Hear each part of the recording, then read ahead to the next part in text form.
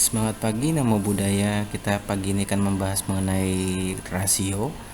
Kemarin sudah ada soal hitung-hitungan mengenai rasio. Kali ini kita akan coba menjabarkan satu persatu mengenai rasio sendiri. Ada current ratio. Current ratio ini definisinya rasio lancar yang menunjukkan kemampuan perusahaan untuk memenuhi kewajiban hutang jangka pendeknya pada 12 bulan ke depan. Calon kreditur umumnya menggunakan rasio ini untuk menentukan apakah melakukan pinjaman jangka pendek atau tidak kepada perusahaan yang bersangkutan. Rasio lancar atau yang dikenal juga current ratio ini menunjukkan efisiensi siklus operasi perusahaan atau kemampuannya mengubah produk menjadi uang tunai.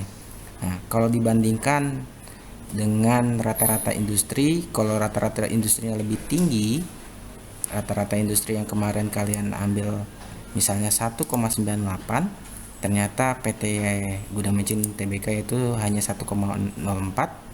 Dengan kata lain, kesimpulannya bahwa current rasio PT tersebut adalah kurang baik. Kenapa? Karena di bawah rata-rata industrinya gitu ya. Kemudian ada juga yang namanya quick ratio. Quick ratio itu adalah rasio mengukur sejauh mana kemampuan likuiditas perusahaan dalam membayar utang jangka pendeknya dari aset yang paling liquid ya. Dibandingkan misalnya quick ratio-nya hasilnya 0,61 dan rata-rata industrinya 0,77, dapat disimpulkan juga bahwa hasilnya adalah kurang baik karena rata-rata industrinya di bawah rata-rata industrinya di atas daripada rata-rata perusahaan. Oke. Selanjutnya ada ITO atau itu inventory turnover, yaitu secara sederhana dikatakan bahwa rasio perputaran persediaan yang rendah akan menjadi indikasi penjualan yang tidak lancar atau rendah pula. Sebaliknya menjadi indikator juga kalau persediaannya sedang berlebihan. Kalau kalian dapatkan perusahaan itu mempunyai ITO-nya di atas rata-rata industri, maka dapat disimpulkan rasio tersebut adalah perusahaan tersebut dalam keadaan baik. Selanjutnya juga ada average collection period atau ACP. Semakin kecil jumlah hari, maka akan semakin baik. Artinya perusahaan mampu menagih dengan cepat setiap piutang usahanya pada pelanggan. ACP ini kalau dilihat dari hasilnya dari PT yang diambil 57 hari, kemudian dibandingkan rata-rata industri, maka dapat disimpulkan ACP-nya kurang baik perusahaan tersebut. Ada juga TATO atau TATO, Total Asset Turnover, yaitu rasio ini mengukur kemampuan aset perusahaan untuk memperoleh pendapatan. Makin cepat aset perusahaan berputar, makin besar pendapatan perusahaan tersebut. Dengan kata lain, rasio ini menunjukkan seberapa efisien perusahaan dapat menggunakannya asetnya untuk menghasilkan penjualan. Kalau dia dapatkan TATO, Total Asset Turnover kalian 1,07, di bawah rata-rata industri, maka dapat disimpulkan baik. Oke.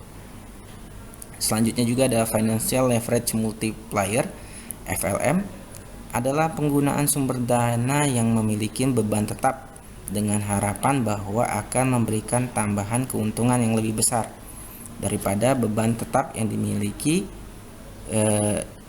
sehingga akan meningkatkan keuntungan yang tersedia bagi pemegang saham. Financial leverage dengan demikian menunjukkan perubahan laba per lembar saham atau yang juga dikenal dengan earning per share (EPS) sebagai akibat perubahan EBIT, earning before interest and tax. Nah, kalau financial leverage-nya yang dihasilkan perusahaan 2,58, maka dapat disimpulkan kurang baik karena di bawah rata-rata industrinya yang sebesar 2,84. Kemudian juga ada yang namanya profit margin. Profit margin ini merupakan ukuran kemampuan manajemen untuk mengendalikan biaya operasionalnya dalam hubungannya dengan penjualan. Makin rendah biaya operasi per rupiah penjualan, makin tinggi margin yang diperoleh. Rasio profit margin dapat pula menggambarkan kemampuan perusahaan dalam menetapkan harga jual satu produk relatif terhadap biaya yang dikeluarkan untuk menghasilkan produk tersebut. Profit margin yang didapatkan jika kalian melihat hasilnya 4,09 di bawah rata-rata industri, maka dapat disimpulkan hasilnya adalah baik ya. Kemudian di atas rata-rata industri 2,06, maka dapat dikatakan baik. Kemudian ada juga yang namanya return on asset atau dikenal dengan ROA, rasio yang mengukur seberapa efisien suatu perusahaan dalam mengelola asetnya untuk menghasilkan laba selama satu periode. Kalau didapatkan ROA kalian 4,36 di bawah rata-rata industri, maka hasilnya dapat disimpulkan kurang baik. Selanjutnya juga ada ROE, return on equity, rasio profitabilitas yang mengukur kemampuan perusahaan untuk menghasilkan laba dari investasi pemegang saham di perusahaan tersebut. Dengan kata lain, ROE menunjukkan seberapa banyak keuntungan yang dapat dihasilkan oleh perusahaan dari setiap Rp1 yang diinvestasikan oleh para pemegang saham. Jika hasil ROE perusahaan yang kalian dapatkan 11,27 di bawah rata-rata industri yang sebesar 12,45, maka dapat disimpulkan kurang baik. Demikian, nanti akan kita bahas selanjutnya itu mengenai cara menghitung satu persatu untuk current ratio sampai return equity atau ROE.